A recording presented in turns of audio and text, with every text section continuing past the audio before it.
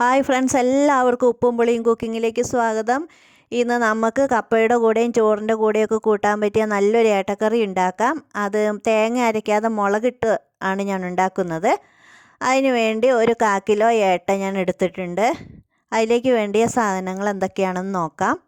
ഒരു 10 ചുവന്നുള്ളി, 10 വെളുത്തുള്ളിയുടെ അല്ലി, 2 കഷ്ണം ഇഞ്ചി, 2 പച്ചമുളക്, കുറച്ച് കറിവേപ്പില. ഇത്രയും സാധനങ്ങളാണ് ഞാൻ അതിന് വേണ്ടി എടുത്തിരിക്കുന്നത്. ഇതെല്ലാം ഒന്ന് അരിഞ്ഞെടുക്കണം. ഒരടുപ്പത്തേക്ക് ചട്ടി വെച്ചതിന് ശേഷം 2-3 ടേബിൾ സ്പൂൺ വെളിച്ചെണ്ണ ഒഴിച്ചു കൊടുക്കുക. വെളിച്ചെണ്ണ ചൂടായി വരുമ്പോൾ 1/2 ടേബിൾ സ്പൂൺ കടുക് ഇട്ട് കൊടുക്കുക. കടുക് പൊട്ടി വരുമ്പോൾ 1/2 ടേബിൾ സ്പൂൺ ഉലുവയും കൂടി ചേർത്ത് കൊടുക്കുക. അതും പൊട്ടി വരട്ടെ. അതിന് ശേഷം വെളുത്തുള്ളി, ഇഞ്ചിയും പച്ചമുളകും ചേർത്ത് കൊടുക്കുക. ചുവന്നുള്ളി ഇതൊന്ന് വാടി വരുമ്പോൾ ചുവന്നുള്ളി ചേർത്താൽ മതി. ഇതൊന്ന് ചെറുതായി വാടി വന്നിട്ടുണ്ട്. അപ്പോൾ നമുക്ക് ആ ചുവന്നുള്ളി അരിഞ്ഞതും കൂടെ ചേർത്ത് കൊടുക്കാം.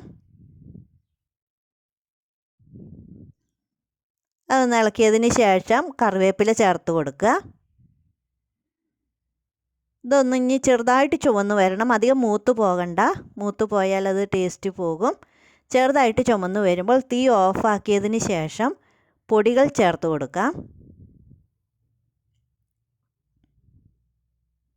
തീ ഓഫാക്കുക. അതിന് ശേഷം 2 ടേബിൾ സ്പൂൺ കാശ്മീരി മുളക് പൊടി ചേർക്കാം. 1 ടേബിൾ സ്പൂൺ സാധാരണ മുളക് പൊടി ചേർക്കുക. എല്ലാം ഒന്ന് നന്നായിട്ട് 1 മിനിറ്റ് നേരം ഒന്ന് വഴറ്റുക.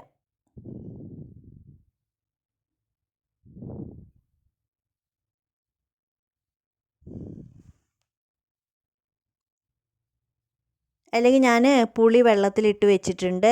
2 കഷ്ണം കുടംപുളി ചെറിയ കഷ്ണങ്ങളാക്കി വെള്ളത്തിലിട്ട് വെച്ചതാണ് ഞാനിപ്പോൾ ചേർത്ത് കൊടുക്കുന്നത്. അതൊരു 3/4 ഗ്ലാസ് ഉണ്ടാകും. വീണ്ടും ഒരു 1.5 ഗ്ലാസ് വെള്ളം കൂടെ ഞാനിതിലേക്ക് ചേർത്ത് കൊടുക്കുന്നുണ്ട്. ഞാൻ 1/4 ടീസ്പൂൺ മഞ്ഞൾപ്പൊടി ചേർത്തിരുന്നു കേട്ടോ. അത് പറയാൻ ഞാൻ മറന്നുപോയതാണ്. ആവശ്യത്തിന് ഉപ്പിട്ട് കൊടുക്കുക. ഒരു 1.5 ടീസ്പൂൺ ഉപ്പ് ചേർക്കാം. പുളിയുള്ളത് കൊണ്ട് ഉപ്പ് കുറച്ച് ആവശ്യമാണ്. അത് നന്നായിട്ടൊന്ന് തിളച്ച് വരുമ്പോൾ മീനിൻ്റെ കഷ്ണങ്ങൾ അതിലേക്ക് ചേർത്ത് കൊടുക്കാം. നന്നായിട്ട് തിളച്ചിട്ടുണ്ട്. കഷ്ണങ്ങൾ ചേർത്ത് കൊടുക്കുക.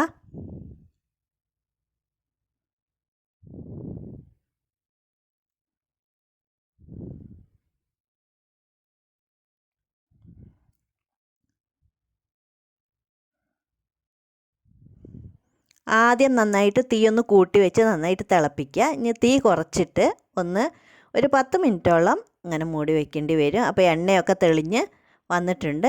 ഇനിയും നന്നായിട്ടൊന്നൊരു 10 മിനിറ്റും കൂടെ ഞാൻ വറ്റിച്ചിരുന്നു. ഇപ്പോൾ ഈ ഒരു രീതിയിലാണ് നമ്മുടെ കറി കിട്ടുക.